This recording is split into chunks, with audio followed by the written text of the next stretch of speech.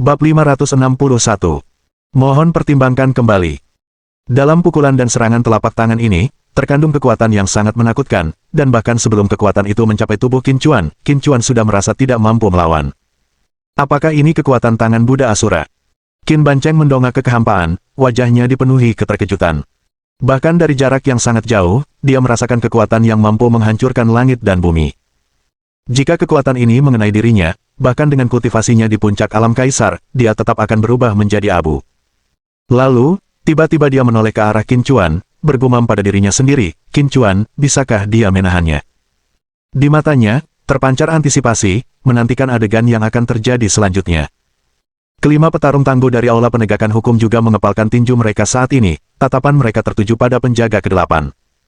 Tokoh kuat terkemuka di Balai Penegakan Hukum tiba-tiba berkata, "Saudara-saudara, bersiaplah untuk mendukung penjaga ke-8 kapan saja." Para pria itu segera bereaksi, semuanya sudah siap. Meskipun mereka semua mengalami luka serius, mereka masih memiliki kekuatan untuk bertarung.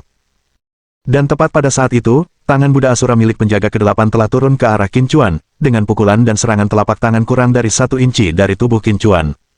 "Matilah untukku." Penjaga ke-8 meraung, seolah bermaksud melepaskan seluruh kekuatannya, matanya dipenuhi kegilaan. Namun tepat pada saat itu, dia memperhatikan sedikit lengkungan mengejek di sudut mulut Qin Chuan. Sang penjaga ke-8 terkejut, mereka sudah berada di ambang kematian, jadi mengapa anak laki-laki ini memasang ekspresi seperti itu di wajahnya? Mungkinkah dia berpikir dia bisa bertahan hidup di bawah tangan Buddha Asura? Tidak. Tangan Buddha Asura dapat melepaskan kekuatan 2 kali lipat, dan dia hanya sedikit lebih lemah dari bocah ini, bagaimana mungkin bocah itu mampu menahannya? Pikiran-pikiran ini melintas di benaknya dalam sekejap, dan pada saat itu juga, pukulan dan serangan telapak tangan hampir mengenai Qin Chuan.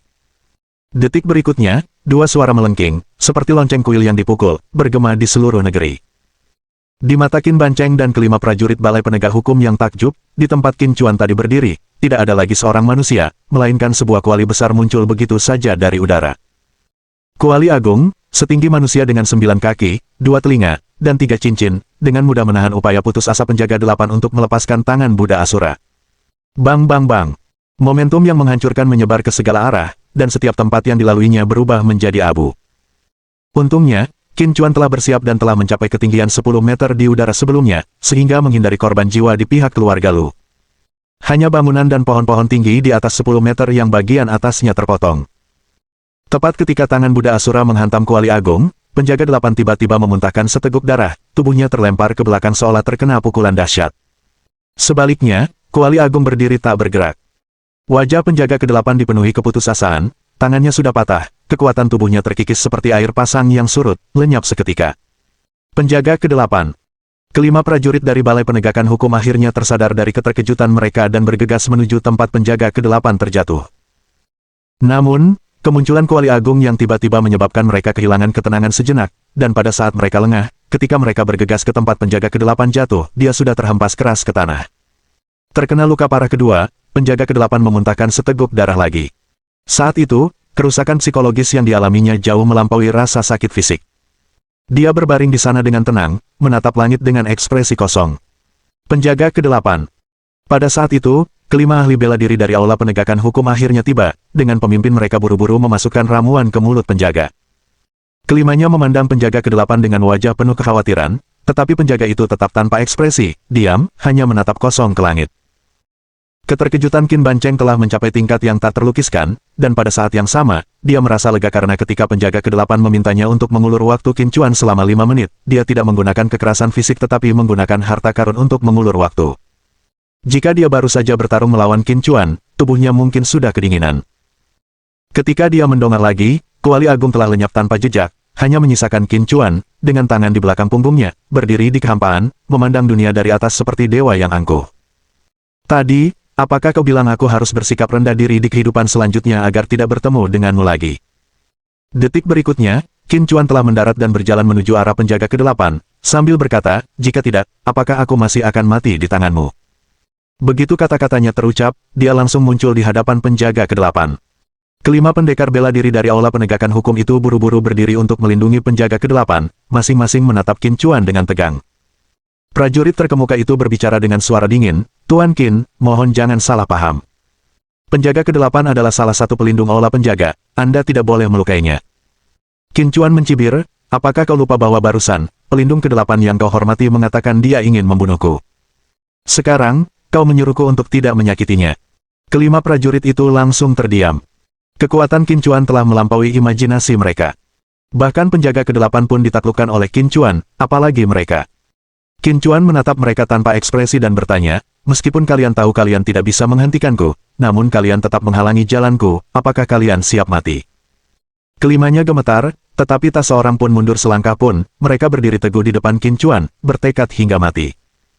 Pemimpin prajurit itu berbicara dengan serius, kita adalah orang-orang dari Balai Penegakan Hukum, bahkan jika itu berarti kematian, kita harus melindungi penjaga ke-8. Qin Chuan agak terkejut dengan kesetiaan mereka. Dia bertanya, apakah kamu yakin?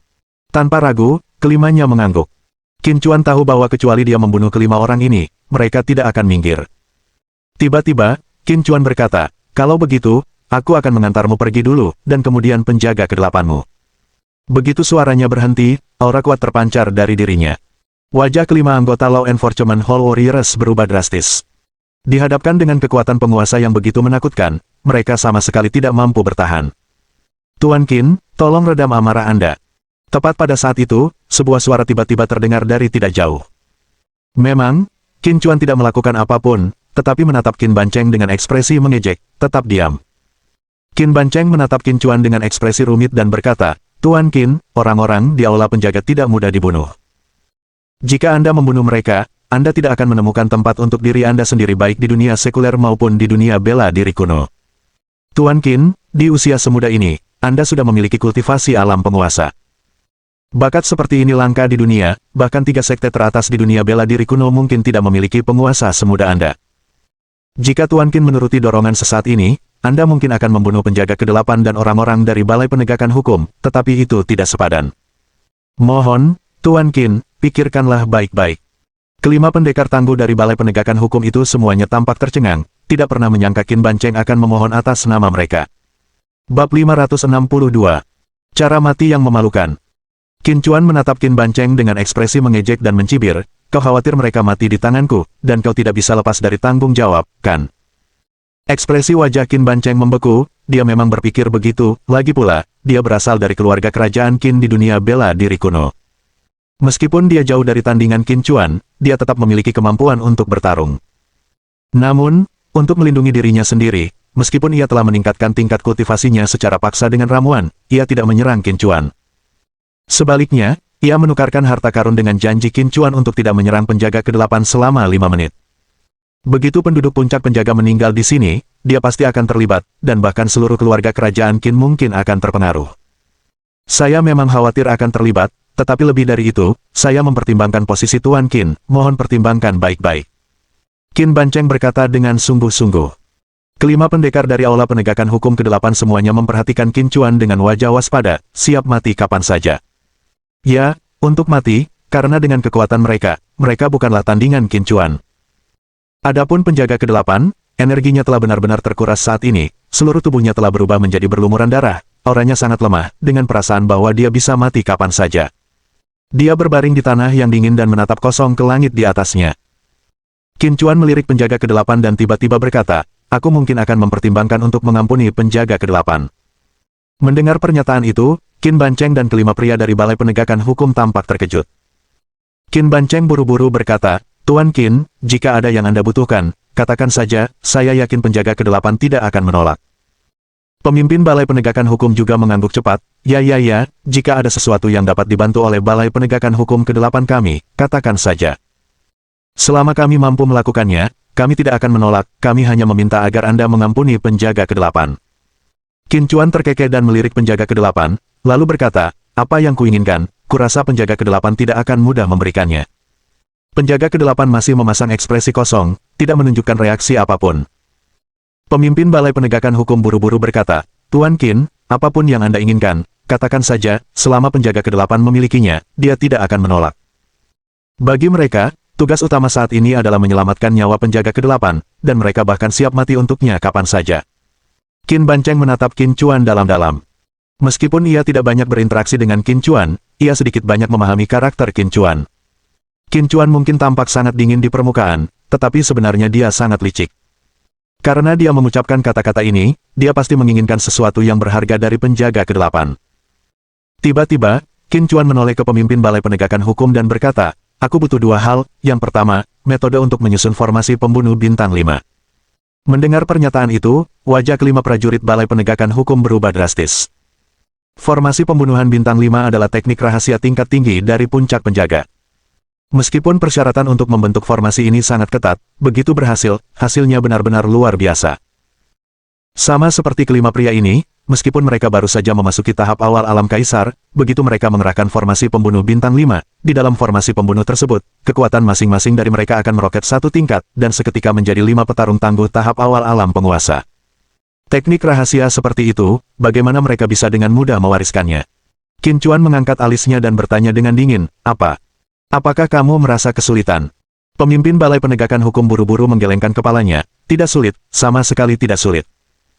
Asalkan kau mengampuni penjaga ke-8, dan memberikan formasi pembunuh bintang 5 kepadamu, bagaimana mungkin itu menjadi masalah?" Mendengar kata-katanya, wajah keempat anggota Law Enforcement Hall Warriors lainnya berubah drastis. Pemimpin Balai Penegak Hukum itu berteriak, "Kalian semua diam." Kewenangannya di antara kelima orang itu sangat tinggi, dan dengan teguran, meskipun yang lain enggan, mereka tidak punya pilihan selain tetap diam, masing-masing menatap Qin Chuan dengan tajam. Jika tatapan bisa membunuh, Qin Chuan pasti sudah mati berkali-kali sejak saat itu. Qin Chuan mengulurkan tangannya dan berkata dengan acuh tak acuh, "Karena kau sudah setuju, berikan dulu metode untuk membuat formasi pembunuh bintang 5. Pemimpin Balai Penegakan Hukum itu terkekeh dan menjawab, "Tidak perlu terburu-buru, tidak perlu terburu-buru. Bukankah tadi kau bilang butuh dua hal? Selain metode pengaturan formasi pembunuhan bintang 5, apa lagi yang kau butuhkan?" Qin Chuan menyipitkan matanya dan menatap pihak lain, "Aku juga menginginkan tangan Buddha Asura." Setelah mendengar hal ini, ekspresi kelima prajurit dari Balai Penegakan Hukum berubah drastis. Bahkan penjaga ke-8, yang tetap tanpa ekspresi, menunjukkan kilatan di matanya, tiba-tiba menoleh untuk melihat Qin Chuan, wajahnya berkerut penuh amarah. Penjaga ke-8 menggertakkan giginya dan berkata, "Kau sedang bermimpi." Qin Chuan menjawab, "Aku tidak yakin apakah aku sedang bermimpi, tetapi yang pasti, jika kalian tidak dapat memenuhi dua syaratku, maka aku akan mengambil nyawa kalian." Saat kata-katanya terucap, kekuatan kekaisaran yang mengerikan meletus dari tubuhnya, menyelimuti semua orang yang hadir. Bang bang bang. Kelima prajurit dari Balai Penegakan Hukum berlutut di tanah. Bahkan Qin Bancheng pun terpaksa berlutut karena tekanan itu, wajahnya dipenuhi rasa kesal, diam-diam berpikir, bukan aku yang menolak syarat-syarat itu, kenapa aku juga harus berlutut? Dia, tetua agung keluarga kerajaan Qin, telah menanggung penghinaan seumur hidup hanya dalam satu hari. Meskipun hatinya dipenuhi rasa enggan, melihat keadaan menyedihkan dari penjaga ke-8 dan kelima prajurit dari Balai Penegakan Hukum yang semuanya berlutut, dia tiba-tiba merasa bahwa berlutut bukanlah masalah besar. Saat menyadari pikiran itu terlintas di benaknya, dia terkejut dan berharap bisa menamparkan dirinya sendiri.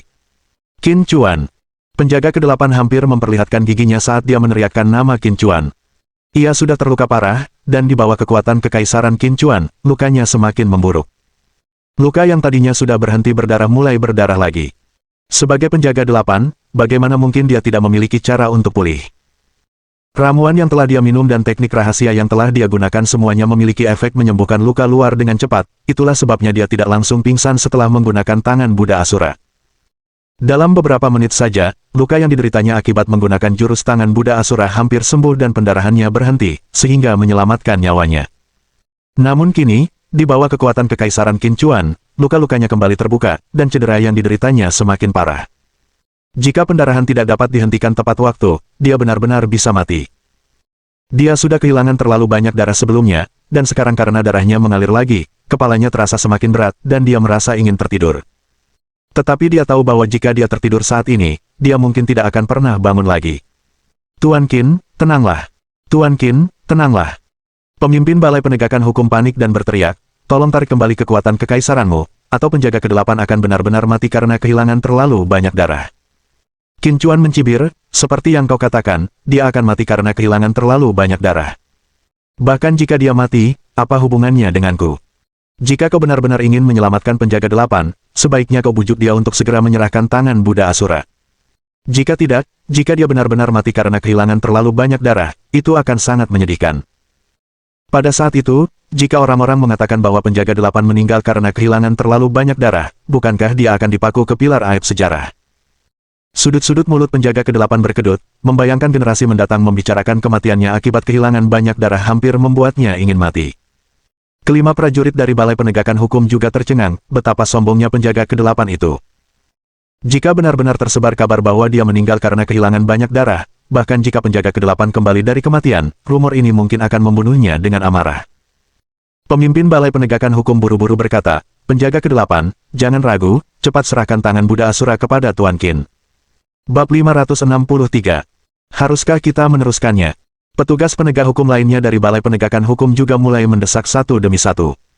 "Wahai penjaga kedelapan, tolong berikan tangan Buddha Asura kepadanya dengan cepat. Jika kau menunda lebih lama lagi, apa yang akan terjadi pada luka-lukamu? Ya, jika kau benar-benar mati karena kehilangan terlalu banyak darah, aku khawatir seluruh dunia bela diri kuno akan mengetahuinya, dan pada saat itu kau benar-benar akan dipaku pada pilar penghinaan bersejarah. Lagi pula, kau adalah penjaga delapan dari Aula Penjaga. Jika kau dipaku ke pilar penghinaan, itu akan menjadi noda abadi pada reputasimu." Melihat kelima penegak hukum yang kuat dari Balai Penegakan Hukum menasihati penjaga kedelapan untuk mengajarkan jurus tangan Buddha Asura kepada Qin Chuan, Qin Bancheng tercengang. Apakah ini kekuatan bahasa? Hanya beberapa kata dari Qin Chuan telah membuat penjaga delapan jatuh ke dalam kekacauan yang mendalam dan menyebabkan orang-orang penjaga sendiri mendesaknya untuk menyerahkan tangan Buddha Asura kepada Qin Chuan. Qin Bancheng tanpa sadar menoleh ke arah Qin Chuan, dan tepat saat ia melakukannya, tatapan Qin Chuan tertuju padanya. Melihat tatapan mengejek di mata Qin Chuan, Qin Bancheng bergidik dan segera mengalihkan pandangannya ke tempat lain, karena takut menjadi sasaran Qin Chuan lagi. Baru saja, untuk mengulur waktu selama 5 menit bersama Qin Chuan, dia telah memberikan manik suci kepada Qin Chuan, dan jika dia dimanfaatkan lagi oleh Qin Chuan, dia benar-benar akan menjadi miskin. Qin Chuan tidak mengganggu Qin Bancheng lebih lanjut, tetapi menoleh ke arah penjaga kedelapan. Wajah penjaga kedelapan berubah pucat pasi, entah karena kehilangan terlalu banyak darah atau karena marah atas keinginan Qin Chuan untuk mendapatkan tangan Buddha Asura. "Kalian semua diam saja." Penjaga kedelapan tiba-tiba meraung, dan kelima penegak hukum dari Balai Penegakan Hukum langsung terdiam. Penjaga kedelapan menggertakkan giginya sambil menatap Qin Chuan dan berkata, "Apakah kau tahu dari mana asal tangan Buddha Asura?" Qin Chuan tidak menanggapi penjaga kedelapan, tetapi tiba-tiba menoleh ke Qin Bancheng dan berkata, "Aku ingat, kau baru saja mengatakan bahwa jurus tangan Buddha Asura adalah salah satu dari 3 seni bela diri teratas keluarga kerajaan Yuan, salah satu dari 5 keluarga di dunia bela diri kuno." Mulut Qin Bancheng berkedut hebat, tidak menyangka bahwa bahkan pada saat ini, Qin Chuan masih berpikir untuk menjebaknya. Ia berharap bisa menamparkan dirinya sendiri beberapa kali, mengapa ia begitu banyak bicara. Mengetahuinya sendiri seharusnya sudah cukup, mengapa ia harus berbicara. Dan setelah berbicara, mengapa dia tidak bisa mengecilkan suaranya, daripada membiarkan Qin Chuan, si rubah licik ini, mendengarnya. Benar saja, penjaga kedelapan menatap Qin Bancheng dengan marah. Qin Bancheng merasa ingin menangis dan berkata dengan gigi terkatup, "Di dunia bela diri kuno, tidak ada seorang pun yang tidak tahu tentang jurus tangan Buddha Asura." Dengan satu kalimat, konflik yang sengit sedikit mereda, seperti yang dia katakan, di dunia bela diri kuno, semua orang tahu tentang tangan Buddha Asura. Penjaga kedelapan tidak lagi memperhatikan Qin Bancheng dan beralih ke Qin Chuan, giginya masih terkatup rapat, dan berkata, "Karena kau sudah tahu, apakah kau masih ingin aku mewariskan jurus tangan Buddha Asura kepadamu? Tidakkah kau takut mempelajarinya tetapi tidak hidup untuk menggunakannya?" Qin Chuan mencibir, "Penjaga kedelapan tidak perlu mengkhawatirkan saya, karena saya berniat mempelajarinya, tentu saja saya tidak perlu takut." Dia benar-benar sangat menginginkan teknik bela diri, yaitu jurus tangan Buddha Asura. Di penjara ilahi Kunlun, meskipun dia menonjol di antara rekan-rekannya, catatan tentang bela diri di penjara ilahi sangat sedikit, yang membuatnya sangat mendambakan keterampilan bela diri. Kuncinya adalah dia memiliki Qi Roh King Xuan di dalam tubuhnya, yang memiliki efek menyembuhkan luka dengan cepat, sehingga jurus tangan Buddha Asura sangat cocok untuknya. Jika dia menggunakan jurus tangan Buddha Asura, dia pasti tidak akan berakhir sengsara seperti penjaga delapan. Saat ini, luka-lukanya sebagian besar sudah sembuh. Dengan menggunakan Asura Buddha Hand, seseorang dapat langsung melepaskan kekuatan 2 kali lipat, itu praktis merupakan jurus mematikan yang dirancang khusus untuknya, dan dia harus mendapatkannya. Lagi pula, seharusnya penjaga kedelapan yang khawatir sekarang, bukan dia. Semakin lama penundaan berlangsung, semakin besar kemungkinan penjaga delapan bahkan tidak akan sampai kembali ke dunia bela diri kuno sebelum meninggal karena kehilangan banyak darah di perjalanan. Meskipun Qin Chuan baru bertemu dengan penjaga kedelapan untuk kedua kalinya, dia sudah bisa mengatakan bahwa pria itu adalah orang yang sangat sombong dan angkuh. Dia bisa mati dalam pertempuran, tetapi dia tidak akan pernah mentolerir kematian akibat kehilangan banyak darah, karena kematian seperti itu terlalu memalukan. Qin Chuan, Qin Chuan, aku benar-benar meremehkanmu. Bukan hanya di dunia sekuler, bahkan di dunia bela diri kuno, hanya sedikit yang berani mengatakan mereka tidak takut pada keluarga Kekaisaran Sura. Baik di dunia sekuler maupun di dunia bela diri kuno, kaulah yang pertama. Sang penjaga ke-8, yang sangat marah, tertawa getir, wajahnya meringis penuh amarah saat menatap Qin Chuan dan berbicara. Qin Chuan tersenyum tipis, terima kasih atas pujiannya. Tapi bisakah penjaga ke-8 mempercepat dan memberikanku tangan Buddha Asura? Kau tampaknya mengalami pendarahan yang cukup banyak, dan jika terus tertunda, kau benar-benar akan mati karena kehilangan terlalu banyak darah. Diam. Diamlah. Penjaga ke-8 meraung marah, wajahnya yang sudah pucat semakin pucat saat dia menggertakkan giginya dan berkata, karena kau tidak takut mati, maka aku akan memberimu tangan Buddha Asura. Setelah mengatakan itu, sebuah gulungan tiba-tiba muncul di tangannya, jelas diambil dari cincin penyimpanannya. Mata Qin Chuan berbinar penuh keinginan saat dia mengulurkan tangan ke kehampaan, dan seperti tangan raksasa yang tak terlihat, dia meraih gulungan itu ke arahnya. Dia buru-buru membuka gulungan itu, dan benar saja, gulungan itu berisi metode untuk mengembangkan jurus tangan Buddha Asura. Namun, alisnya segera berkerut, dan dia menatap penjaga ke-8 dengan tidak senang, apakah kau benar-benar mencoba menipuku? Tidakkah kau takut aku akan membunuhmu? Penjaga ke-8 mendengus dingin, aku tidak menipumu. Bahkan keluarga kerajaan Yuan, yang dikenal sebagai keluarga Kekaisaran Sura, hanya memiliki gulungan tangan Buddha Asura yang tidak lengkap. Jika kau tidak percaya padaku, kau bisa bertanya pada Qin Bancheng. Sebelum Qin Chuan sempat bertanya, Qin Bancheng buru-buru berkata, Tuan Qin, penjaga ke-8 tidak sedang menipu Anda.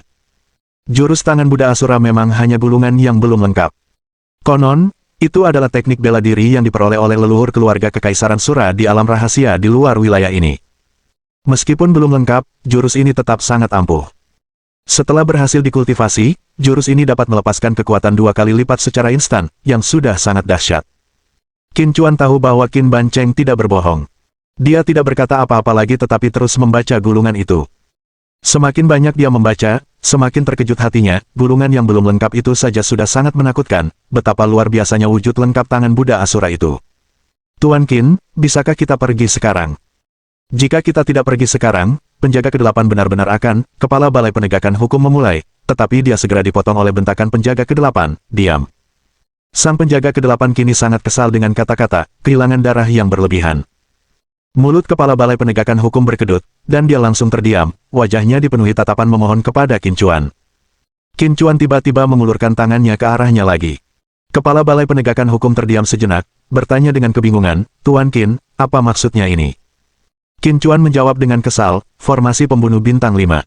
Kepala Balai Penegakan Hukum kemudian tersadar dan melirik penjaga ke-8. Penjaga ke-8 balas menatap tajam dan berkata dengan marah, mengapa kau menatapku? Aku hanya berjanji akan memberikan tangan Buddha Asura kepadanya.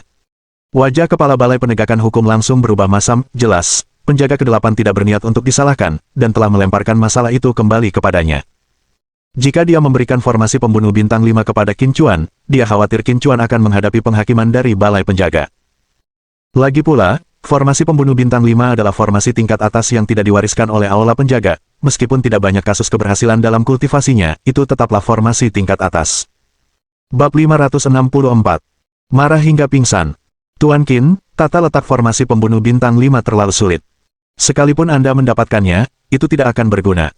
Lagi pula, di seluruh Aula Penjaga, hanya kami, 5 bersaudara dari Aula Penegakan Hukum ke-8, yang berhasil. Pakar bela diri dari Balai Penegak Hukum itu berkata dengan wajah getir. Qin Chuan berkata dengan acuh tak acuh, apakah aku akan berhasil atau tidak, itu bukan urusanmu. Yang perlu kau lakukan sekarang adalah menyerahkan formasi pembunuh bintang 5 kepadaku. Sambil berkata demikian, dia melirik penjaga ke-8 dengan sinis, lalu berbalik ke arah seniman bela diri dari Aula Penegakan Hukum sambil tersenyum. Setiap detik kau menunda sekarang, penjaga ke-8 semakin dekat dengan kematian akibat kehilangan banyak darah. Wajah penjaga ke-8 berubah sangat jelek. Dia mengertakkan giginya erat-erat, berpura-pura tidak mendengar, tetapi dalam hatinya, dia sudah mengutuk leluhur Qin Chuan berkali-kali. Barulah kemudian pemimpin para yang kuat itu mengerti dan melirik penjaga ke-8, yang tidak memberikan instruksi apapun. Sambil menggertakkan giginya, dia berkata, karena Tuan Qin membutuhkannya, maka saya akan memberikannya kepada Anda. Seketika itu, sebuah gulungan muncul di tangannya, dan tanpa ragu-ragu, dia melemparkannya ke Qin Chuan. Qin Chuan buru-buru membuka gulungan itu, dan memang benar, gulungan itu berisi formasi pembunuh 5 bintang. Pemimpin para jagoan dari Balai Penegakan Hukum dengan hati-hati bertanya, Tuan Qin, bisakah kita pergi sekarang? Barulah kemudian Qin Chuan menyimpan bulungan berisi formasi pembunuh 5 bintang dan menatap penjaga ke-8 sambil tersenyum. Penjaga ke-8, begitu kau kembali, kau tidak berencana mencari bantuan lalu kembali untuk membalas dendam, kan? Qin Chuan, apakah kau benar-benar berpikir tangan Buddha Asura semudah itu didapatkan? Penjaga ke-8 berkata dengan dingin, bagi keluarga Kekaisaran Sura, tangan Buddha Asura adalah harta karun tertinggi. Jika seseorang yang bukan dari keluarga Kekaisaran Sura berani mengolahnya, mereka akan segera terdeteksi oleh orang-orang dari keluarga Kekaisaran Sura. Tidak perlu bagiku untuk melapor kepada keluarga Kekaisaran Sura, mereka akan mengambil inisiatif untuk turun ke dunia sekuler untuk menemukanmu. Aku punya nasihat untukmu, sebaiknya jangan mempelajari jurus tangan Buddha Asura, atau kau pasti akan menyesalinya. Qin Chuan menatap penjaga ke-8 sambil tersenyum, kau tidak mungkin berbaik hati memberi nasihat dengan tulus. Kau sengaja menghalangiku, menggunakan psikologi terbalik. Sebenarnya, kau tidak sabar menunggu aku menguasai jurus tangan Buddha Asura dan membiarkan orang-orang dari keluarga Kekaisaran Sura mengejarku, kan? Secerca kepanikan muncul di mata penjaga ke-8, tetapi menghilang dalam sekejap, dan dia mencibir, apakah kau pikir aku melakukannya dengan sengaja atau benar-benar memperingatkanmu? Itu tidak penting. Aku sudah memberimu gulungan untuk tangan Buddha Asura.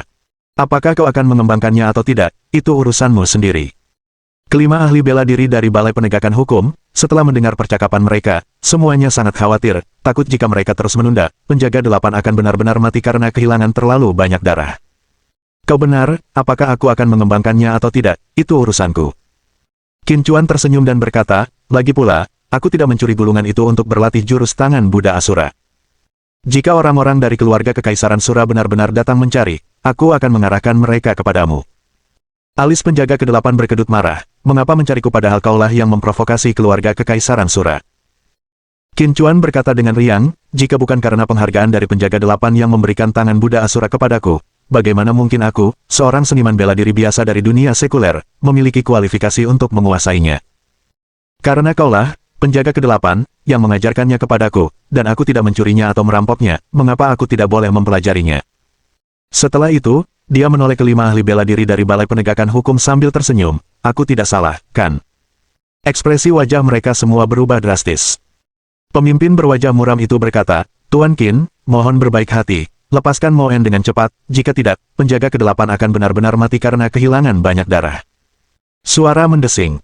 Sang penjaga ke-8 tak sanggup menahannya lagi, memuntahkan seteguk darah, matanya terbalik, dan ia pingsan di tempat.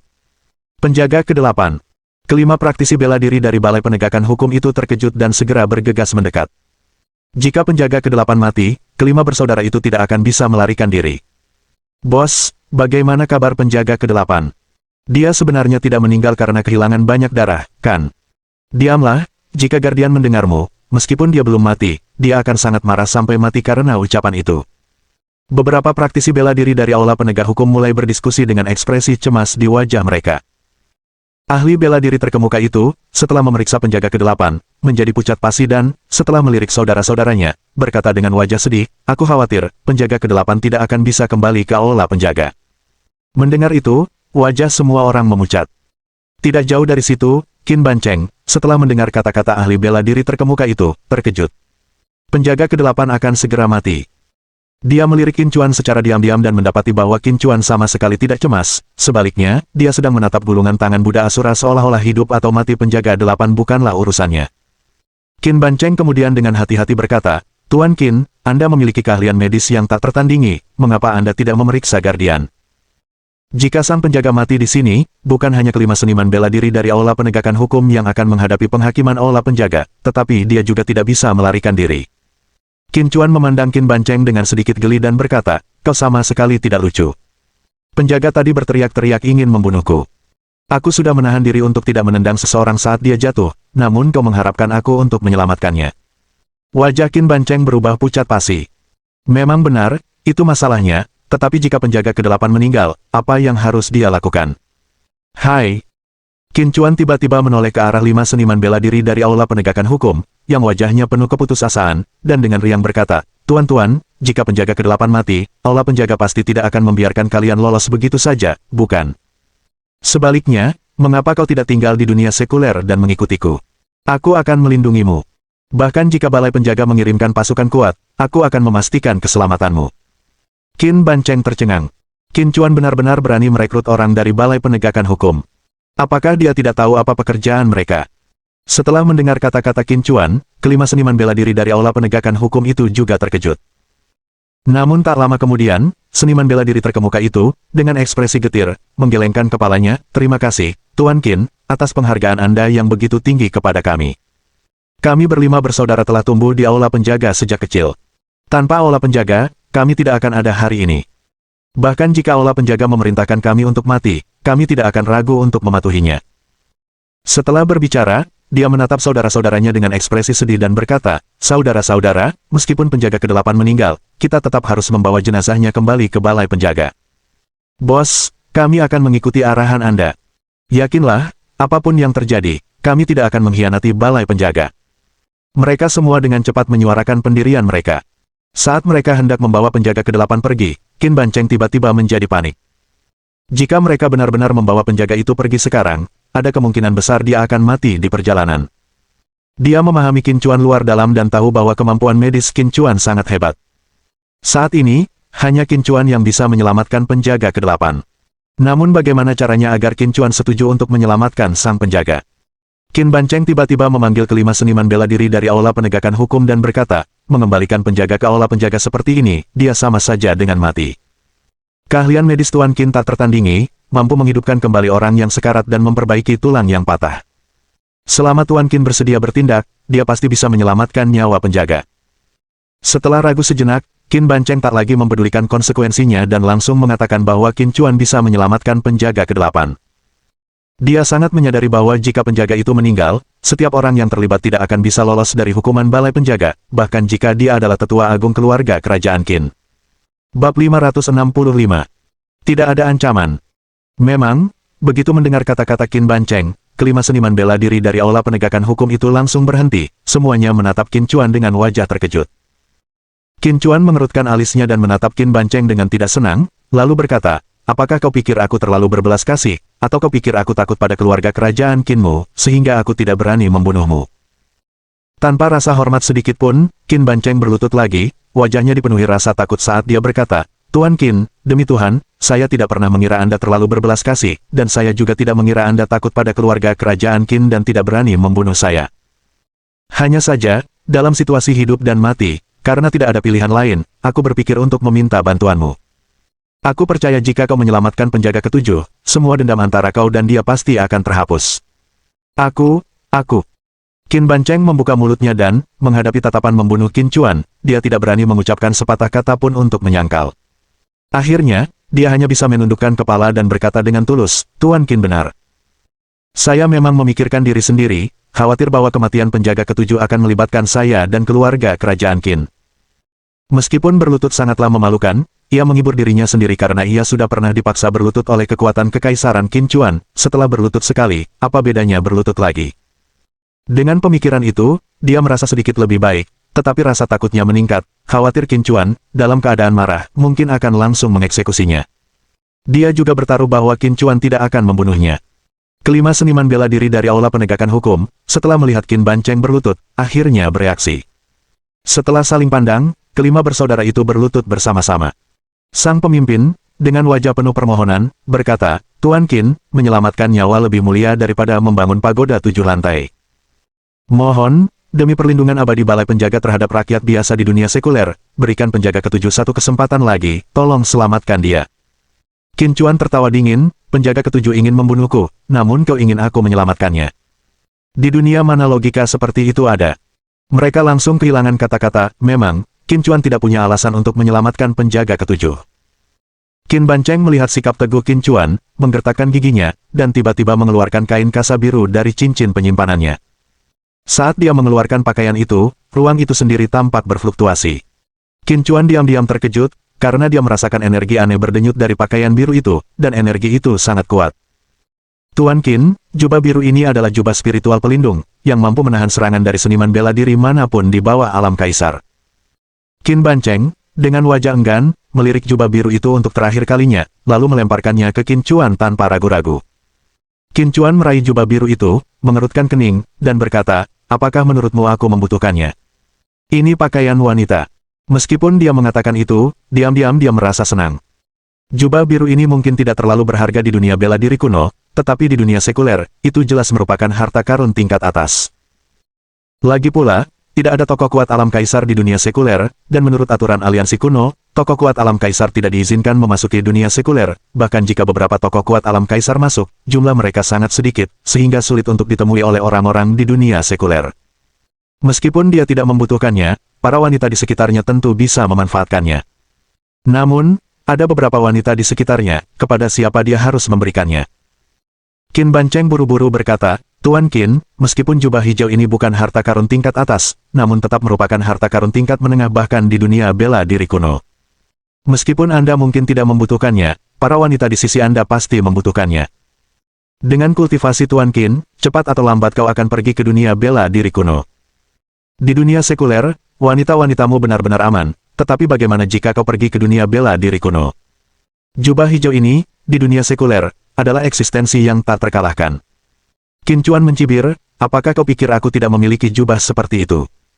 Sambil berkata demikian, ia dengan santai melemparkan liontin giok dan berkata, lihatlah, bagaimana liontin giok yang saya tempa sendiri ini. Setelah menerima liontin giok itu, ekspresi wajah Qin Bancheng berubah drastis, dan dengan ekspresi terkejut di wajahnya, dia menoleh ke Qin Chuan dan bertanya, apakah kau yang menempa ini sendiri?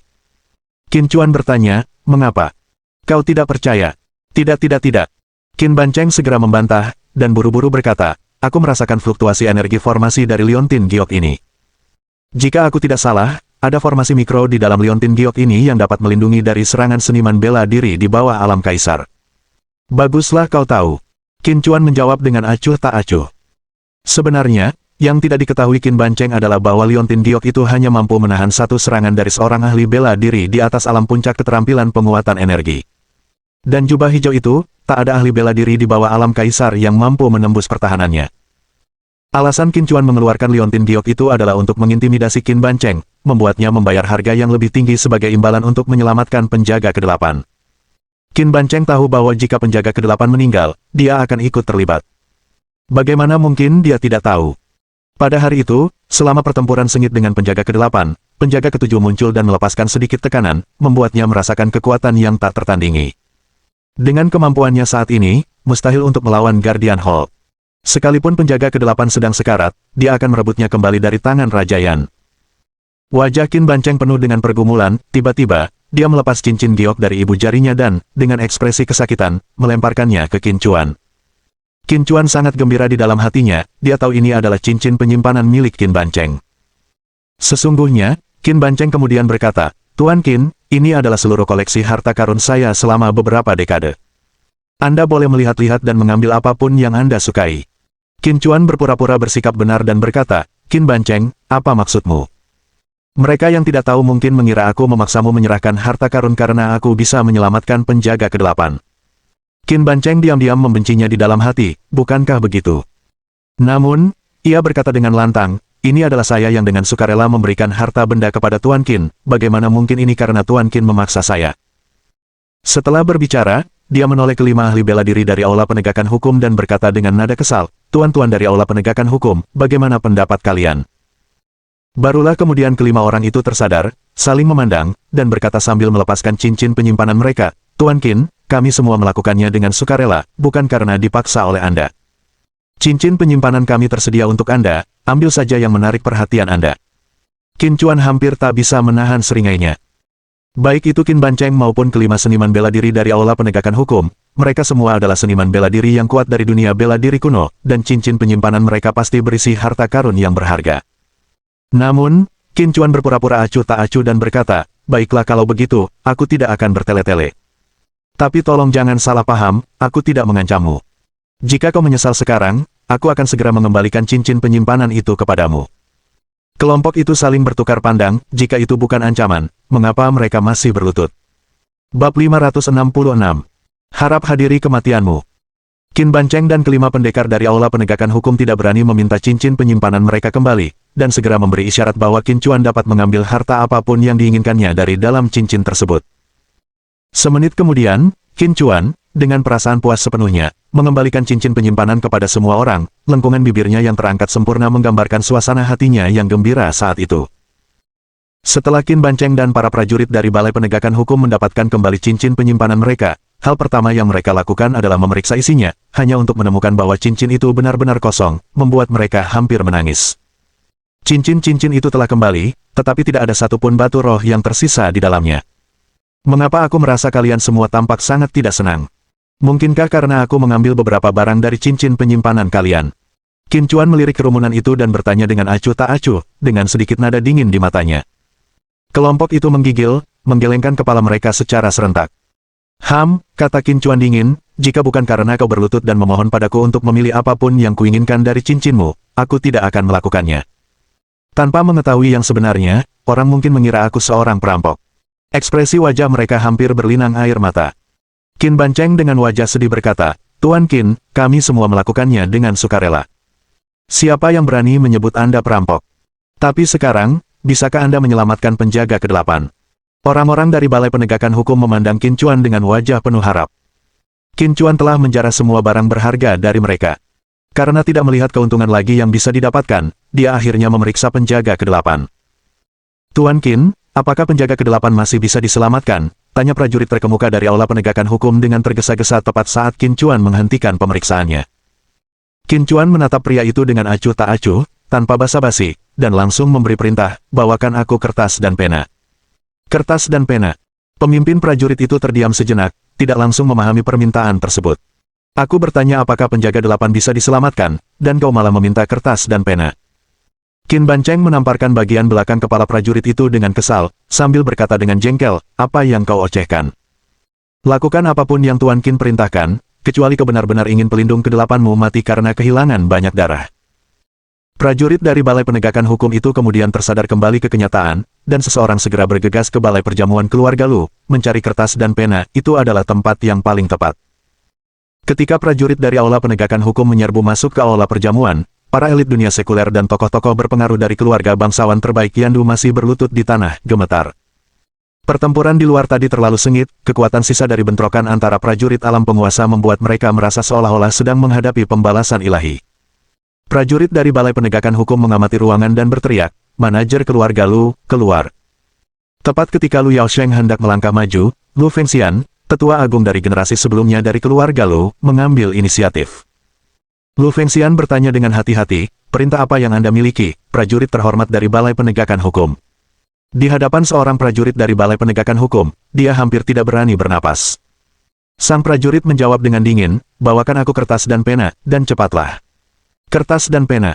Lu Fengxian benar-benar bingung. Dia mengira Balai Penegakan Hukum telah memanggil manajer keluarga Lu untuk urusan penting, bukan untuk meminta kertas dan pena. Prajurit dari Balai Penegakan Hukum, yang baru saja menerima tamparan dari Qin Bancheng, menamparkan bagian belakang kepala Lu Fengxian dengan marah, sambil berkata, apakah kau tidak mengerti bahasa sederhana? Lu Fengxian hampir ketakutan setengah mati, dia hanya berada di tingkat menengah alam raja dalam hal kultivasi alam, dan yang lainnya adalah seorang pendekar Aula Penegakan Hukum dari alam kaisar. Tamparan itu membuatnya berpikir dia akan segera bertemu nenek buyutnya, bersyukur bahwa pihak lain telah menunjukkan belas kasihan. Setelah menenangkan diri, Lu Fengxian meraung, cepat, cepat, cepat, kertas dan pena. Semuanya bergerak secepat mungkin dan bawakan aku semua kertas dan pena yang bisa digunakan.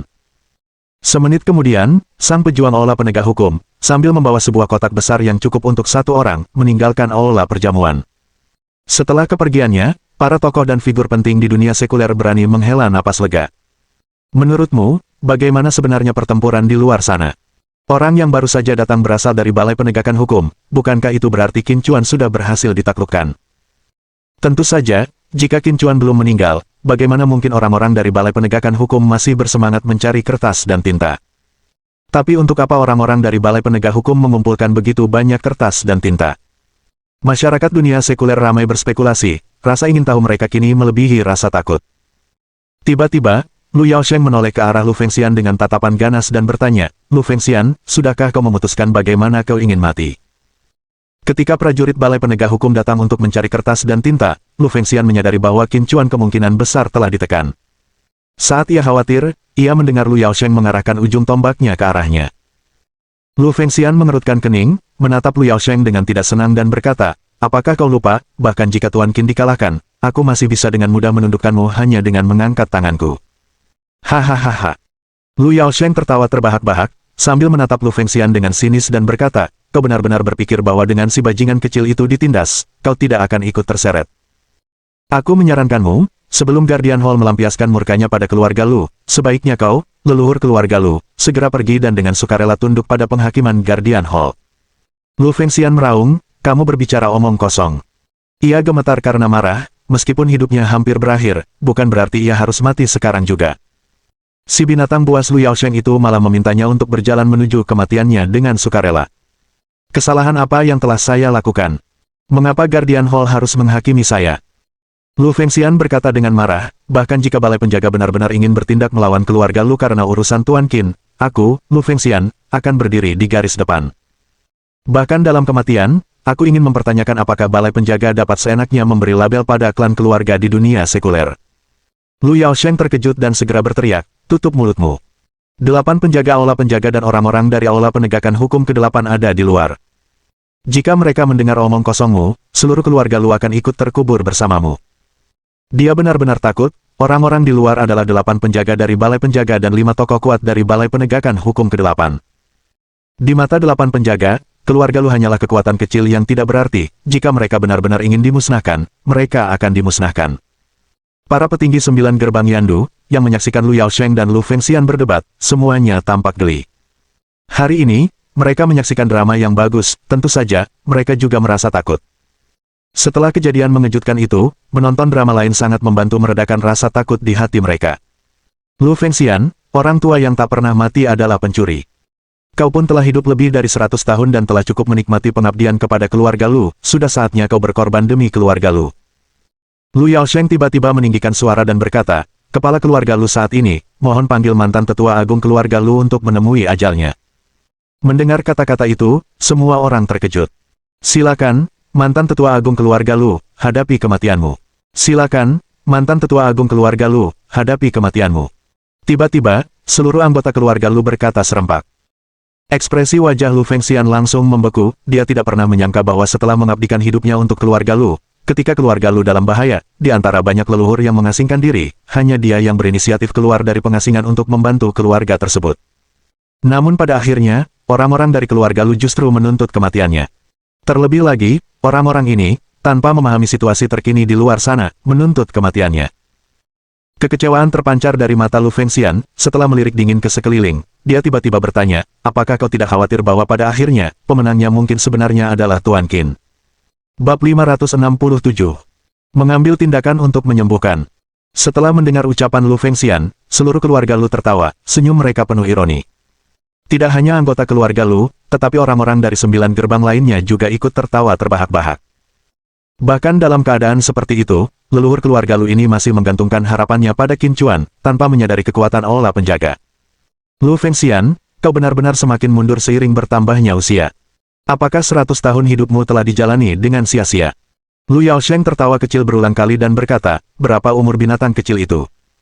Cukup jika dia bisa menekan kita, tapi kau mengharapkan dia untuk menekan penjaga ke-8. Apakah kau mengerti betapa kuatnya 8 penjaga aula penjaga?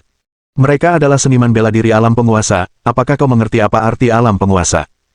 Bahkan di dunia bela diri kuno, dikatakan bahwa alam penguasa mewakili puncak tertinggi. Apakah kau benar-benar berpikir seorang pemuda berusia 20-an dapat berdiri di puncak dunia bela diri kuno? Lu Fengxian, kau benar-benar sudah tua. Aku mohon padamu, demi keluarga Lu, berlututlah dan tunggu penghakiman dari penjaga ke-8.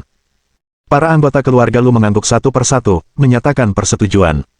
Tetua, Anda telah hidup lebih dari seabad dan menikmati semua kemuliaan dan kekayaan yang dapat ditawarkan keluarga Lu.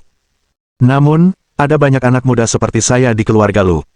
Saya memohon kepada Anda, demi darah yang sama yang kita bagi sebagai keluarga Lu, bantulah kami dan dengan rela berlutut untuk menunggu penghakiman dari penjaga ke-8.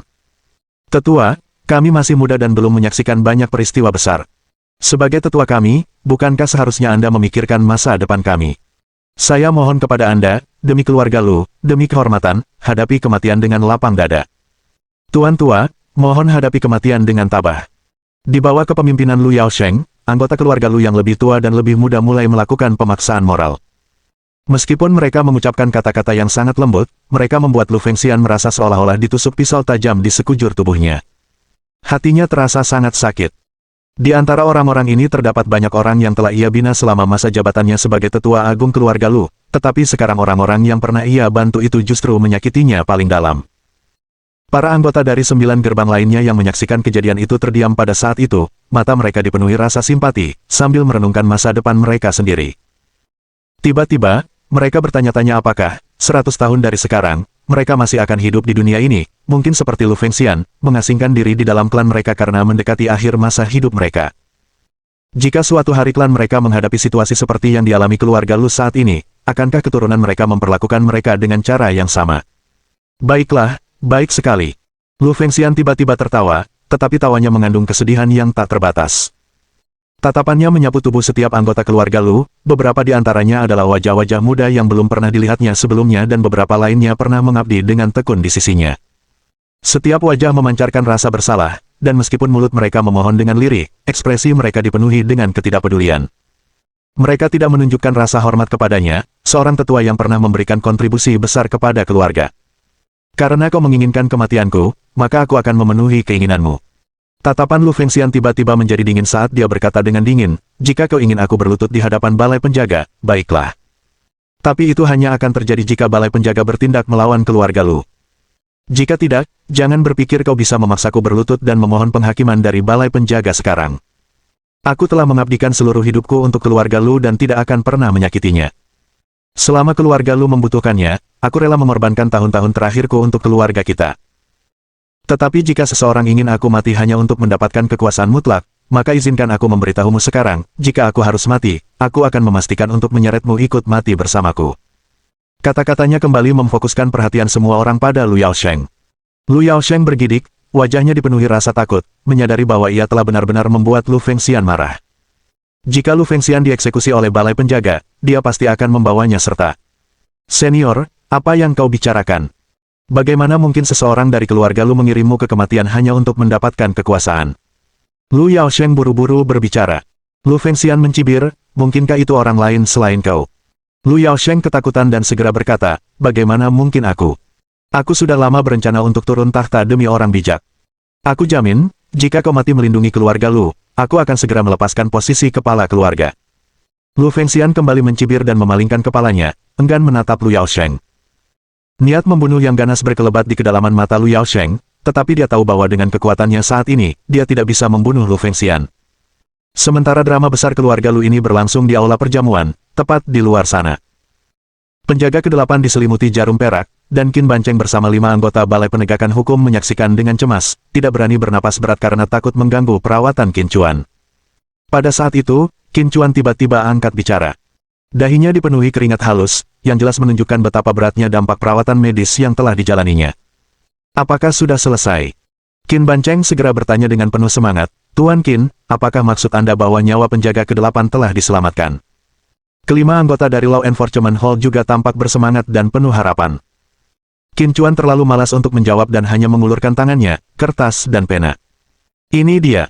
Prajurit Balai Penegak Hukum, yang baru saja membawa sekotak kertas dan pena dari aula perjamuan, dengan cepat meletakkan kotak itu di kaki Qin Chuan. Ketika Qin Chuan melihat kotak yang penuh dengan kertas dan pena, dia terdiam, melirik prajurit Balai Penegak Hukum seolah sedang melihat orang bodoh. Di bawah tatapan beberapa orang, dia dengan santai mengeluarkan pena dan selembar kertas, dan setelah beberapa goresan cepat, banyak karakter muncul di kertas itu.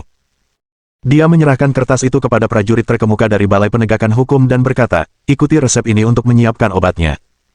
Lukanya bisa sembuh dalam 3 hari, tetapi saya tidak akan mengobati efek samping yang disebabkan oleh penggunaan paksa jurus tangan Buddha Asura. Dia bilang tidak mau mengobati, bukan tidak bisa mengobati. Namun Qin Bancheng dan anggota Balai Penegakan Hukum tidak mengerti dan secara tidak sadar mengira Qin Chuan bermaksud bahwa dia tidak dapat mengobati efek sampingnya. Namun, mereka merasa lega mengetahui bahwa nyawa penjaga ke-8 telah diselamatkan dan segera mengungkapkan kegembiraan mereka. Terima kasih, Tuan Qin. Terima kasih, Tuan Qin. Para prajurit Balai Penegak Hukum buru-buru menyampaikan rasa terima kasih mereka, dengan pemimpin mereka berbicara dengan penuh semangat, yakinlah, begitu penjaga ke-8 bangun, kami pasti akan memberitahunya bahwa kalianlah yang menyelamatkannya. Penjaga ke-8 jelas bukan orang yang tidak tahu berterima kasih. Menanggapi kata-kata itu, Qin Chuan bersikap sinis, selama penjaga ke-8 tidak mengganggunya lagi, dia sudah sangat puas. Adapun soal rasa syukur, dia tidak terlalu memikirkannya. Qin Bancheng tiba-tiba bertanya, Tuan Qin, Anda mengatakan bahwa luka penjaga ke-8 dapat sembuh dalam waktu 3 hari. Tetapi kapan tepatnya dia bisa bangun? Barulah kemudian orang-orang di Balai Penegakan Hukum tersadar, masing-masing menatap Qin Chuan dengan penuh harap, mata mereka dipenuhi kekhawatiran. Bagaimana jika Qin Chuan hanya menipu mereka? Bagaimana jika mereka membawa kembali penjaga ke-8 dan dia mati? Tatapan Qin Chuan bergeser, dan dia tiba-tiba bertanya, dia bisa dibangunkan sekarang juga, tapi... Pada titik ini, dia sengaja berhenti sejenak. Bab 568.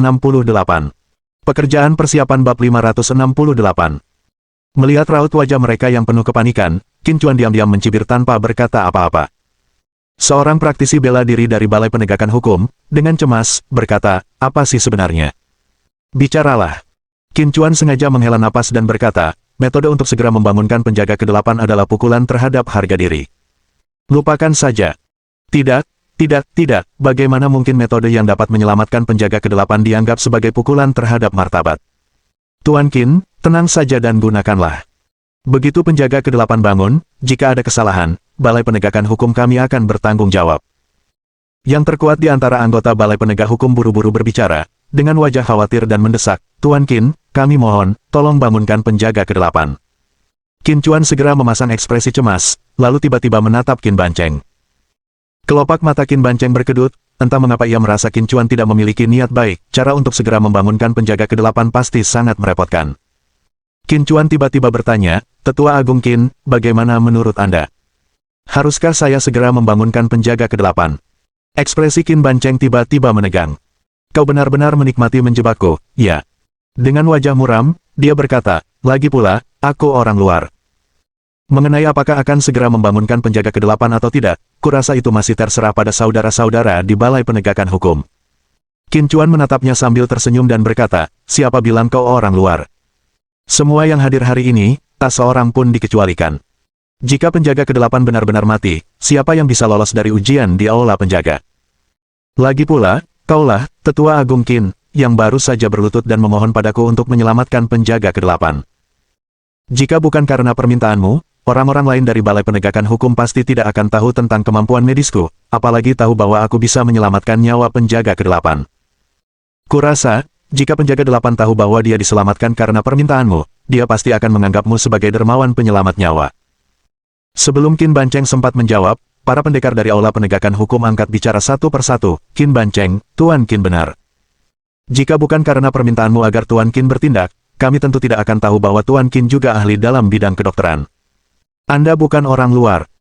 Ya, begitu penjaga ke-8 bangun, kita pasti akan memberitahunya bahwa jika bukan karena Tetua Agung Qin, dia pasti sudah mati karena kehilangan banyak darah. Tetua Agung Qin, Anda jelas bukan orang luar, tolong sampaikan kepada Tuan Qin bahwa Anda juga ingin dia membangunkan penjaga ke-8 sekarang juga. Bantuan besar yang telah Anda berikan kepada penjaga ke-8 ini, kami terima atas namanya. Jika Tetua Agung Qin membutuhkan Balai Penegakan Hukum kami di masa mendatang, cukup beritahu kami. Melihat para ahli bela diri dari Aula Penegakan Hukum memperjelas sikap mereka, Qin Banceng merasa sedikit lebih tenang. Mungkinkah Qin Chuan tidak berniat menjebaknya? Apakah alasan Qin Chuan meminta pendapatnya adalah untuk berbagi pujian atas penyelamatan penjaga ke-8 dengannya? Jika tidak, apa gunanya semua yang dilakukan Qin Chuan? Semakin ia memikirkannya, semakin ia merasa bahwa memang demikian adanya. Qin Banceng segera menatap Qin Chuan dengan penuh rasa terima kasih, lalu berkata, Tuan Qin, saya rasa Anda harus segera membangunkan penjaga ke-8. Metode apapun yang Anda gunakan, asalkan penjaga ke-8 dapat segera bangun, jika terjadi sesuatu, saya dan saudara-saudara saya dari Balai Penegakan Hukum akan bertanggung jawab bersama. Qin Chuan segera mengangguk, kalau begitu, aku akan membangunkan penjaga ke-8, tapi aku masih membutuhkan beberapa hal. Tolong bantu aku mengumpulkannya secepat mungkin. Setelah mendengar persetujuan Qin Chuan, semua orang sangat gembira. Qin Banceng memimpin dengan berkata, Tuan Qin, apapun yang Anda butuhkan, perintahkan saja. Saya dan saudara-saudara saya dari Balai Penegakan Hukum akan segera mencarinya. Qin Chuan mengangguk dan berkata, manusia kuning, 5 roh gemuk, pasir terang malam, pasir melihat bulan, lilac putih, ambergris, bulu ayam putih, naga pusaran kiri, ujung kembar, dan pecahan es hitam. 10 bahan obat ini, masing-masing 10 gram, siapkan untukku dengan kecepatan maksimal. Orang terkuat di Balai Penegakan Hukum segera memberi instruksi kepada rekan-rekannya, nomor 3, nomor 4, Lau, bagi menjadi 3 kelompok, cari 10 bahan obat yang disebutkan Tuan Qin dengan kecepatan tercepat. Siapapun yang menyiapkan bahan-bahan itu terlebih dahulu, kita akan menggunakan bahan-bahan mereka. Ketiga pria itu menjawab serempak dan segera berbalik untuk meninggalkan keluarga Lu. Ahli bela diri terkemuka dari Aula Penegakan Hukum bertanya, Tuan Qin, selain 10 jenis ramuan obat ini, apakah Anda memerlukan persiapan lain? Qin Chuan meliriknya dan setelah berpikir sejenak, berkata, bawakan aku 10 pon air kencing anak laki-laki. Air kencing anak laki-laki. Pria itu bertanya dengan heran, mungkinkah air kencing anak laki-laki itu juga merupakan barang penting untuk membangkitkan penjaga ke-8 dengan segera? Sebagai seseorang dari Aula Penegakan Hukum ke-8, dia tahu betul betapa berharganya martabatnya di mata penjaga ke-8. Jika penjaga itu mengetahui bahwa salah satu bahan yang dapat membangkitkannya adalah air kencing anak laki-laki, dia tidak akan pernah menyetujuinya, bahkan dalam kematian sekalipun. Qin Chuan mengerutkan kening dan berkata, sebelum aku setuju untuk membangunkan penjaga ke-8 hari ini, aku sudah mengatakan bahwa aku punya cara untuk membujuknya, tetapi cara ini tidak bermartabat. Kaulah yang memohon padaku untuk campur tangan, dan sekarang kau ragu-ragu. Kalau begitu, lupakan saja. Jangan repot-repot menyiapkan ramuan lainnya juga. Bawa penjaga ke-8 dan pergi sekarang juga. Setelah itu, dia berbalik untuk pergi. Tidak, Tuan Qin, bukankah tidak apa-apa jika saya salah? Seniman bela diri terkemuka dari Aula Penegakan Hukum itu langsung merasa cemas dan segera menghalangi jalan Qin Chuan, sambil berkata dengan gugup, itu hanya air kencing laki-laki, kan? Kita akan menyiapkannya sekarang juga. Setelah mengatakan itu, dia segera memberi instruksi kepada wakilnya, Lao Er, siapkan 10 pon air kencing anak laki-laki sekarang. Sebenarnya, jangan hanya menyiapkan 10 pon, siapkan 20 pon. Lao Er langsung menjawab, ya. Dia baru saja akan pergi ketika Qin Chuan, yang jelas-jelas kesal, berkata, ada beberapa anak laki-laki kecil di ruang perjamuan, mintalah air kencing mereka. Jika kau benar-benar tidak bisa mendapatkan 10 pon, carilah beberapa pemuda yang lebih tua, asalkan mereka di bawah 18 tahun. Jika itu masih belum cukup, suruh laki-laki hingga usia 25 tahun melakukannya. Mendengar ucapan Qin Chuan, Lao Er dari Balai Penegakan Hukum terkejut. Bukankah air kencing anak laki-laki seharusnya berasal dari anak laki-laki kecil? Sejak kapan laki-laki di bawah usia 25 tahun menjadi anak laki-laki? Melihat ketidakpuasan di wajah Qin Chuan, ahli bela diri terkemuka dari Aula Penegakan Hukum menjadi panik dan mendesak, Tuan Qin meminta Anda untuk menyiapkannya, jadi cepatlah pergi, mengapa Anda berlama-lama? Saya sedang mengerjakannya. Barulah kemudian Lao Er bergegas masuk ke ruang perjamuan. Ahli bela diri terkemuka dari Aula Penegakan Hukum bertanya lagi, Tuan Qin, apakah Anda memerlukan persiapan lain? Qin Chuan berkata, pergilah ke dapur keluarga Lu dan ambillah panci besar, lalu carilah seseorang untuk membuat kompor sederhana dari batu yang dapat memanaskan panci tersebut, dan siapkan kayu bakar. Setelah air kencing anak laki-laki itu siap, rebuslah terlebih dahulu. Sudut mulut pria itu berkedut tanpa disadari, dan meskipun agak bingung, dia tetap tidak berani ragu dan bergegas bersiap. Melihat kelima orang dari Balai Penegakan Hukum diantar pergi oleh Qin Chuan, hati Qin Bancheng dipenuhi kecemasan. Orang-orang dari Balai Penegakan Hukum tidak mengerti apa bahan-bahan obat tradisional Tiongkok yang disebutkan Qin Chuan, tetapi dia tahu bahwa itu semua omong kosong, campuran kotoran yang digunakan sebagai obat. Qin Chuan berurusan dengan kotoran dan air kencing, apa sebenarnya yang sedang dia lakukan? Kecemasannya semakin kuat, dia selalu merasa bahwa Qin Chuan memiliki trik mengerikan yang disembunyikannya untuk membuat penjaga ke-8 merasa jijik. Tetua Agung Qin, orang-orang dari Balai Penegakan Hukum semuanya sibuk, jadi Anda juga tidak boleh berdiam diri. Siapkan kendi besar untuk air minum saya, ingat, kendi itu harus besar, setidaknya mampu menampung 2 liter air, dan juga harus mudah digunakan untuk memberikan air kepada seseorang yang tidak sadarkan diri. Di tengah kecemasan Qin Bancheng, Qin Chuan tiba-tiba menatapnya sambil tersenyum dan berbicara. Mulut Qin Bancheng berkedut hebat saat dia bertanya dengan hati-hati, Tuan Qin, apakah semua hal yang Anda minta disiapkan oleh Balai Penegakan Hukum benar-benar untuk mengobati penjaga ke-8? Bab 569 Bau Aneh. Melihat sikap hati-hati Qin Bancheng, Qin Chuan mengerutkan kening dan berkata dengan tidak senang, bukankah kau yang memohon padaku untuk merawat penjaga ke-8? Jika kau tidak mempercayaiku, mengapa kau tidak melakukannya sendiri? Qin Bancheng buru-buru menggelengkan kepalanya, berbalik, dan sambil berjalan pergi, dia berkata, saya akan menyiapkan barang-barang yang dibutuhkan Tuan Qin. Qin Chuan mendengus dingin. Dia bukanlah orang yang murah hati, jika dia tidak lebih kuat dari orang-orang ini, dia pasti sudah menjadi mayat yang dingin. Seandainya bukan karena rasa takutnya pada balai penjaga, dia pasti sudah membunuh penjaga ke-8 sejak lama. Karena dia tidak bisa membunuh mereka, dia sekalian saja membuat penjaga ke-8 merasa jijik sepenuhnya. Qin Chuan menatap dingin penjaga ke-8 yang terbaring di dekatnya dan berkata, bukankah kau sangat menghargai harga dirimu? Hari ini, Aku akan membuatmu kehilangan harga dirimu sepenuhnya. Pada saat itu, para anggota Balai Penegakan Hukum yang telah pergi lebih dulu. Lao San, Lao Si, dan Lao Wu, masing-masing menemukan toko obat tradisional. Ketika mereka pergi dengan ramuan-ramuan itu, para pegawai yang mengemas obat-obatan tersebut semuanya memasang ekspresi aneh. Biasanya, jarang sekali bertemu seseorang yang membutuhkan ramuan-ramuan ini, dan di luar dugaan hari ini, seseorang menginginkan 10 jenis ramuan ini sekaligus. Meskipun itu adalah tanaman obat, tetap saja menjijikkan. Di dalam aula perjamuan keluarga Lu, 6 anak laki-laki, berusia sekitar 8 atau 9 tahun, sedang buang air kecil ke dalam ember, dan suara cipratan itu sangat mengganggu di lingkungan yang sunyi mencekam. Tak lama kemudian, ke-6 anak laki-laki itu selesai buang air kecil. Wakil Komandan Balai Penegakan Hukum yang bertubuh kekar itu menatap tajam ke arah anak-anak laki-laki itu dan berteriak, "Hanya itu. Lanjutkan buang air kecil untukku." Salah satu anak laki-laki itu langsung menangis terseduh-seduh, dan anak laki-laki lainnya juga mulai menangis. Anggota kedua dari Balai Penegakan Hukum itu langsung menjadi semakin kesal. Qin Chuan telah memintanya untuk menyiapkan 10 pon air kencing anak laki-laki, dan kepala polisi meminta 20 pon, tetapi sekarang, hanya ada sedikit di dalam ember, mungkin bahkan tidak sampai 1 pon. Tuan Qin sepertinya mengatakan, jika memang tidak dapat mengumpulkan dana yang cukup, biarkan mereka yang berusia di bawah 18 tahun yang melakukannya. Pria kedua dari Balai Penegakan Hukum bergumam sendiri. Sambil memikirkan hal ini, dia mengamati aula dan berteriak, "Semua anak laki-laki di bawah 18 tahun, kemari dan buang air kecil." Para elit Yandu semuanya terdiam, terutama para pemuda yang hampir berusia 18 tahun, yang hampir menangis. Mereka semua berasal dari kalangan pemuda berbakat dari 9 gerbang Yandu. Lebih baik mereka mati daripada buang air kecil di depan semua orang. Pria kedua dari Balai Penegak Hukum itu berteriak, "Apakah kalian semua sudah tuli? Apakah kalian ingin saya datang dan menangkap kalian sendiri?" Tekanan dari seorang pendekar alam tahap awal kaisar meledak dari dirinya, membuat semua orang gemetar ketakutan. Ye Zong segera berteriak, "Semua laki-laki di bawah usia 18 tahun dari keluarga Ye, bergulinglah ke sini sekarang." Dengan dia sebagai pemimpin, Lu Yaosheng juga berteriak, "Semua laki-laki dari keluarga Lu yang telah mencapai usia 18 tahun, kalian semua berguling." Semua laki-laki dari keluarga Qi yang telah mencapai usia 18 tahun dan tidak ingin mati, segera bergerak atau aku akan membunuh kalian sendiri. Untuk sesaat, para pemimpin 9 gerbang Yandu memberikan perintah mereka.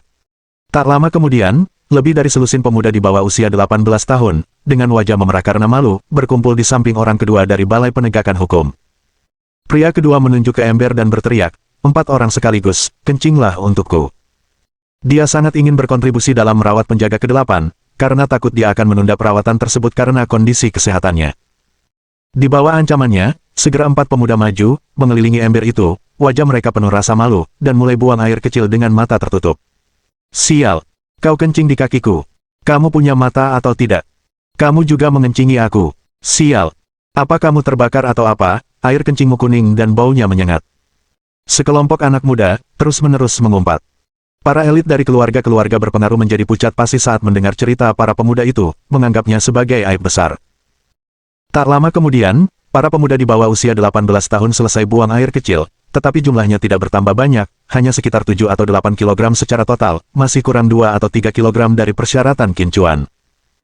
Wakil kepala penegak hukum itu hampir gila, matanya yang tajam menyapu semua orang sambil meraung, "Sekumpulan bocah tak berguna, bahkan tidak bisa buang air kecil cukup sering, kalian semua sudah lemah. Jika kita tidak mengumpulkan 20 kilogram air kencing hari ini, kalian semua harus kencing untukku." Mendengar ini, para elit 9 gerbang panik. Meskipun tidak yakin mengapa petugas penegak hukum itu ingin buang air kecil, mereka tahu dia tidak bercanda. Jika mereka benar-benar tidak bisa mengumpulkan 20 kilogram, bahkan orang-orang tua di atas 50 tahun pun harus memperlihatkan diri mereka di depan umum. Wakil serif itu kembali berteriak, "Semua laki-laki di bawah usia 25 tahun, kencinglah untukku sekarang." Kali ini, tanpa perlu wakilnya mengingatkan lagi, para elit dari 9 gerbang langsung bergegas. "Cepat! Cepat, cepat, semua pria di bawah 25 tahun, kencing untukku, yang baru saja kencing, cepat minum air, siapapun yang berani tidak kencing 1 kilogram, aku akan membunuhmu. Cepatlah, siapa yang bisa buang air kecillah untukku, siapa yang tidak bisa, minumlah air sebanyak-banyaknya seolah hidupmu bergantung padanya. Ini air keluarga Lu, jangan berani-beraninya kau merebutnya dariku, enyah sana. Astaga, keluarga Jiang, kau berani merebut air keluarga Lu, kau mau mati." Suasananya kacau, dan beberapa orang bahkan berkelahi memperebutkan air. Dengan persyaratan yang ditetapkan untuk mereka yang berusia di bawah 25 tahun, mereka dengan cepat mengumpulkan seember besar air kencing, memuaskan petugas dari Balai Penegakan Hukum yang kemudian membawa air kencing anak laki-laki itu keluar. Wow, wow, wow. Begitu wakil itu meninggalkan ruang perjamuan, seseorang mulai menangis. Tangisan ini segera meluas, banyak pemuda yang terpaksa memperlihatkan diri di depan umum ikut bergabung, tangisan mereka semakin keras. Sebagai tuan muda kaya dari 9 gerbang, mereka merasa sangat terhina karena dipaksa buang air kecil di depan begitu banyak orang yang menyaksikan. Yang terpenting, mereka bahkan tidak bisa menolak, apalagi memikirkan apakah Balai Penegakan Hukum akan membunuh mereka, apalagi para tetua keluarga mereka sendiri pasti akan melakukannya. Di luar ruang perjamuan, wakil itu dengan riang membawa ember besar berisi air kencing kepada Qin Chuan, sambil tersenyum dan berkata, "Tuan Qin, misi selesai." Qin Chuan segera menutup hidungnya dan menunjuk ke sebuah panci besar yang disiapkan oleh Qin Ban Cheng di dekatnya, lalu memberi instruksi kepada wakilnya, "Buang semua air kencing anak laki-laki ini ke dalam panci itu." "Kamu berhasil." Wakil serif itu langsung melakukan hal tersebut. Tak lama kemudian, panci itu mulai mendidih. "Tuan Qin, saya sudah menyiapkan bahan-bahan obatnya." Tepat saat itu, Lao Wu dari Balai Penegakan Hukum bergegas mendekat sambil memegang kantong kertas, yang jelas berisi 10 jenis kotoran, bukan bahan obat yang dibutuhkan oleh Qin Chuan. Qin Chuan menunjuk ke panci dan memerintahkan, "Masukkan semua bahan ke dalamnya." Begitu semua bahan dimasukkan ke dalam panci, bau campuran urin dan kotoran tercium keluar. Di dalam ruang perjamuan, seseorang dengan ragu bertanya, "Apakah Anda mencium bau yang aneh?" Bab 570. Menjaga dan meminum obat. Di balai perjamuan keluarga Lu di Yandu, semua orang dari 9 gerbang Yandu mencium bau urin dan kotoran, menutup hidung mereka satu persatu. Apakah bau ini seperti sesuatu yang sedang dimasak? Mungkinkah orang-orang dari Balai Penegakan Hukum benar-benar memasak urin yang tadi? Seseorang langsung menebak. Lalu, orang lain bertanya, "Bau urin masuk akal, tetapi bagaimana dengan feses? Bagaimana itu bisa dijelaskan?" Hahaha. Pada saat itu, kepala keluarga Lu Yaosheng, tertawa terbahak-bahak. "Aku tahu. Bau kotoran itu pasti berasal dari si binatang kecil, Qin Chuan, yang dipukuli habis-habisan oleh penjaga ke-8 sampai buang air besar di celana." "Pak Tetua, apakah ini pemuda yang dulu kau sembah? Sekarang dia dipukuli habis-habisan sampai buang air besar di celana, hahaha." Mendengar ucapan Lu Yaosheng, semua orang tiba-tiba mengerti, selain penjelasan ini, sepertinya tidak ada penjelasan yang lebih baik. Lu Fengxian hanya menatap Lu Yaosheng dengan dingin dan tidak mengatakan apapun. Setelah hidup selama lebih dari 100 tahun, jika ia bisa dengan mudah diprovokasi oleh Lu Yaosheng, maka tahun-tahun kultivasinya akan sia-sia. Sekalipun Qin Chuan benar-benar dipukuli hingga buang air besar, lalu apa? Apakah itu bisa menyangkal bahwa Qin Chuan adalah seorang jenius jalur bela diri, sebuah fenomena langka yang hanya terjadi sekali dalam 10.000 tahun? Siapa di dunia sekuler yang berhak mengejek seorang jenius jalur bela diri seperti itu? Selain itu, apa sebenarnya yang terjadi belum dapat dipastikan. Lu Yaosheng telah membuat beberapa komentar spekulatif, dan apakah komentar-komentar itu sekarang menjadi kebenaran? Lu Fengxian merasa tidak tertarik dan duduk bersila, melanjutkan kultivasinya. Baru saja, Qin Chuan dan 5 pendekar dari Aula Penegakan Hukum telah bertarung di dalam formasi pembunuhan bintang 5, meskipun Lu Fengxian tidak menyaksikannya secara langsung, dia juga merasakan pertempuran yang mirip dengan pertempuran yang dilakukan oleh para pendekar di alam penguasa, yang memberinya beberapa wawasan, dan dia bahkan mungkin bisa membuat terobosan.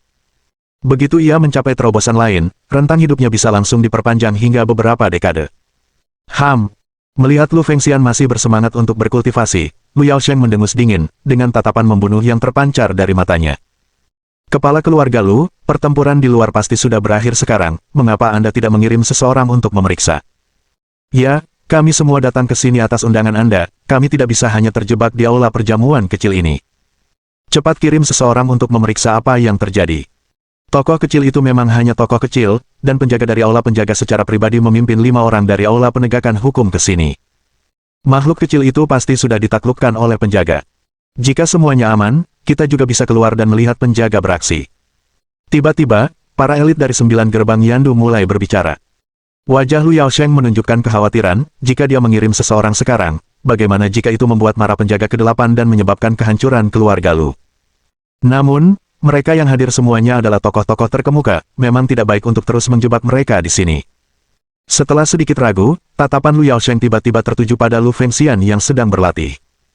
Sambil berdeham, ia berkata, "Kami, keluarga Lu, adalah tuan rumah, situasi yang terjadi hari ini sangat disayangkan dan sesuatu yang tidak ingin dilihat siapapun. Tetua, mengapa Anda tidak keluar dan melihat sendiri? Lu Fengxian membuka matanya dan melirik Lu Yaosheng dengan dingin, dengan jelas memahami niat Lu Yaosheng. Lu Fengxian mendengus, lalu segera berdiri dan berjalan keluar. Dia bahkan tak mau repot-repot membuang kata-kata untuk orang-orang ini, paling buruk, dia akan mati, lagi pula, dia sudah hidup cukup lama. Di bawah tatapan penuh harap dari kerumunan, Lu Fengxian melangkah keluar dari pintu aula perjamuan. Pada saat itu, di dalam rumah besar keluarga Lu, seorang prajurit balai penegak hukum berdiri di depan sebuah kuali besar, satu tangan menutupi hidungnya, tangan lainnya mengaduk isi kuali dengan sendok besar. 4 anggota lain dari balai penegak hukum berdiri agak jauh, masing-masing juga menutupi hidung mereka. Qin Bancheng juga menutupi hidungnya dengan satu tangan dan berdiri di samping Qin Chuan, wajahnya penuh kebingungan sambil bertanya, "Tuan Qin, apakah ramuan obat yang Anda rebus benar-benar dapat membangunkan penjaga ke-8 hari ini?" Qin Chuan meliriknya dengan jijik dan berkata dingin, "Apa keuntungan yang akan kudapatkan dari berbohong padamu?" Qin Bancheng tersenyum malu dan tidak berkata apa-apa lagi. Pada saat itu, prajurit balai penegakan hukum yang sedang mengaduk kuali tiba-tiba menoleh ke arah Qin Chuan dan berkata, "Tuan Qin, saya rasa hampir siap. Bagaimana menurut Anda?" Qin Chuan menjawab dengan kesal, "Periksa sendiri. Sisakan sekitar 2 liter sup obat itu, lalu kamu bisa berhenti." Seharusnya sudah tepat. Orang lainnya melirik kuali itu, lalu berteriak kepada pemimpin balai penegakan hukum, "Bos, cepat bawakan botol obatnya. Ketiga, cepat berikan guci itu kepada Lao Wu." "Baik, bos." Tak lama kemudian, guci yang mampu menampung 2 liter cairan itu terisi penuh dengan sup obat. Lao Tiga, sambil memegang guci, bertanya kepada Qin Chuan, "Tuan Qin, bagaimana selanjutnya?" Qin Chuan menatapnya tajam dan berkata dengan tidak sabar, "Sup obatnya sudah siap. Menurutmu apa yang harus kita lakukan selanjutnya?" Mendengar ucapan Qin Chuan, para prajurit balai penegakan hukum semuanya membelalakkan mata. Mereka hanya mengikuti instruksi Qin Chuan tanpa mengetahui untuk apa ramuan obat dalam jumlah besar itu. Mereka menduga mungkin untuk diminum oleh penjaga 8, dan melihat reaksi Qin Chuan, memang tampaknya penjaga 8 perlu meminumnya. Jika penjaga ke-8 tahu bahwa dia telah meminum air kencing seorang anak laki-laki, terutama air kencing seorang anak laki-laki, berusia 25 tahun, bukankah dia akan menghancurkan kepalanya sampai mati? Mulut Qin Bancheng berkedut. Ia semakin merasa bahwa Qin Chuan sengaja membalas dendam pada penjaga ke-8. Bau menyengat urin bercampur dengan bau busuk kotoran selama perebusan ramuan itu tak tertahankan hanya dengan menghirupnya, namun Qin Chuan benar-benar bermaksud agar penjaga ke-8 menelannya. "Apa yang salah dengan itu? Bukankah kalian yang berlutut, memohon padaku untuk turun tangan dan membantu penjaga ke-8 pulih dengan cepat?" Qin Chuan mengerutkan alisnya, ekspresi tidak senang terpancar di wajahnya saat dia melanjutkan, "Sekarang setelah sup obatnya siap, Anda mengatakan metode pengobatan saya tidak cocok. Jika menurutmu itu tidak baik, lakukan saja. Jika memang tidak berhasil, bawa kembali penjaga ke-8 sekarang juga. Lagi pula, sudah kukatakan, aku sudah menyembuhkan lukanya, dan dia pasti akan bangun dalam 3 hari." Saat Qin Chuan berbicara, dia mengulurkan tangan untuk mengambil guci dari tangan Lao Tri. Lao Tiga tersadar dan buru-buru meletakkan guci itu di belakang punggungnya, tertawa malu dan berkata, "Tuan Qin hanya bercanda. Bagaimana mungkin kami tidak mempercayai Anda?" Saat itu, dia melirik ke arah pemimpin balai penegakan hukum, memberi isyarat dengan matanya. Pemimpin balai penegakan hukum akhirnya angkat bicara, "Tentu saja kami mempercayai Tuan Qin. Selain itu, Tuan Qin meminta kami untuk mengumpulkan ramuan obat, dan air kencing anak laki-laki juga dianggap sebagai bahan obat. Kondisi seperti ini tidak akan membuat dokter takut, Tuan Qin adalah seorang penyembuh, penjaga ke-8 adalah pasiennya, dan jika Tuan Qin menyuruh penjaga ke-8 meminum ramuan obat, maka kita harus mengikuti instruksinya." Setelah mengatakan itu, dia memimpin jalan menuju penjaga ke-8, sambil berjalan berkata, "Saudara-saudara, mari kita ulurkan tangan, bantulah penjaga ke-8 untuk duduk dan minum obatnya." Dengan cepat, penjaga ke-8 dibantu berdiri, dan Lao Tiga, dengan tangan gemetar, mengangkat guci berisi 2 liter sup obat dan menuangkannya ke mulut penjaga ke-8. Mohon dukungan dari omom ante-ante sekalian, buat subscribe atau sharekan novel Mimin ke Facebook kalian, agar channel Mimin bisa terus berkembang. Dengan begitu, Mimin bisa lebih semangat untuk up novel seru lain ke depannya. Buat teman-teman yang sudah subscribe dan sharekan novel Mimin, Mimin ucapkan terima kasih sebanyak-banyaknya. Sekiranya teman-teman menghadapi masalah video diputar dalam bahasa Inggris, coba tukar kepada bahasa Indonesia original melalui cara ini. Semasa mendengarkan, pencet tombol setting di atas kanan video, pilih audio track dan tukar bahasa.